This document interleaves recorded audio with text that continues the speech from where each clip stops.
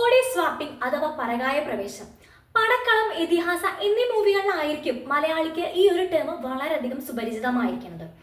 തമാശക്കപ്പുറം നമ്മുടെ ജീവിതത്തിൽ ഇത് സംഭവിച്ചാലോ, സ്വപ്നമാണോ യാഥാർത്ഥ്യമാണോ നടക്കുന്നത് എന്നറിയാതെ നമ്മൾ ആകെ പരിഭ്രാന്തരായാൽ എന്തായിരിക്കും അവസ്ഥ?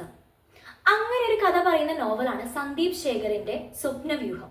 ചക്രവ്യൂഹത്തിൽപ്പെട്ട അഭിമന്യുവിന്റെയും അതുപോലെ തന്നെ സ്വപ്നവ്യൂഹത്തിൽപ്പെട്ട സൈക്കോളജി സ്റ്റുഡന്റായ അജയുടെയും അവസ്ഥ വ്യത്യസ്തമല്ല. സാധാരണയായി കണ്ടുപോയൊരു സ്വപ്നം പിന്നീട് തുടർച്ചയായി കാണുകയും അതൊരു ലൂപ്പായി മാറുകയും ആ സ്വപ്നം നമ്മൾ ഇന്ന് വരെ പറയുകയും കേൾക്കുകയും ചെയ്യാത്ത ഒരു പ്രപഞ്ചത്തിലേക്ക് നമ്മളെ നയിക്കുകയും ചെയ്താൽ അത് എത്രമാത്രം ഒരു മനുഷ്യനെ പരിഭ്രാന്തരാക്കും. പലപ്പോഴും പ്രപഞ്ചത്തിന്റെ നിഗൂഢതകളെ കുറിച്ചും സൈക്കോളജിനെ കുറിച്ചും എല്ലാം പറഞ്ഞു വരുന്ന ടോപ്പിക് ആണെങ്കിൽ അത് കൂടുതൽ സോഫിസ്റ്റിക്കേറ്റഡ് ആവാനും അത് പറഞ്ഞു ഫലിപ്പിക്കാൻ നോക്കുമ്പോൾ അത് കൂടുതൽ ബോറടിക്കാനും പേജുകളുടെ എണ്ണം കൂടാനും ചാൻസ് ഉണ്ട്. എന്നാൽ ഇതുപോലൊരു സൈക്കോളജി ഫിക്ഷൻ ഇത്രയും ചുരുങ്ങിയ പേജുകളിൽ അതൊരിക്കലും ബോറടിപ്പിക്കാതെ എപ്പോഴും ഒരു മിസ്റ്ററി നിലനിർത്തിക്കൊണ്ട് എഴുതാൻ സാധിച്ചിട്ടുണ്ട് എങ്കിൽ അത് എഴുത്തുകാരുടെ കഴിവ് തന്നെയാണ്. ഞാൻ മനസ്സിലാക്കിയെടുത്തോളം എഴുത്തുകാരൻ സന്ദീപ് ശേഖറിന്റെ ആദ്യ നോവലാണിത്.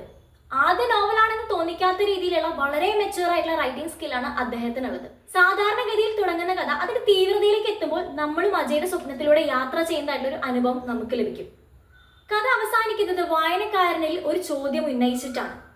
ശ്രീബുദ്ധനെ പോലെയും ശങ്കരാചാര്യരെ പോലെയും നമ്മളും ചോദിച്ചു പോകും, എന്തിനാണ് ഞാൻ ഈ ഭൂമിയിൽ ജീവിക്കുന്നത്, എന്താണ് എന്റെ ജന്മ ഉദ്ദേശം എന്നുള്ളത്. ഫിക്ഷൻ വായിക്കാൻ ആഗ്രഹിക്കുന്നവരാണ് നിങ്ങളെങ്കിൽ, എസ്പെഷ്യലി സൈക്കോളജിയെ കുറിച്ചും അതുപോലെ തന്നെ നമ്മുടെ യൂണിവേഴ്സിന്റെ മിസ്റ്റീരിയസ് ആയിട്ടുള്ള ആസ്പെക്ട്സിനെ കുറിച്ചെല്ലാം വായിക്കാൻ ആഗ്രഹിക്കുന്നവരാണ് നിങ്ങളെങ്കിൽ നിങ്ങൾക്ക് പറ്റിയൊരു ബെസ്റ്റ് ചോയ്സ് ആണ് ഈ ഒരു പുസ്തകം.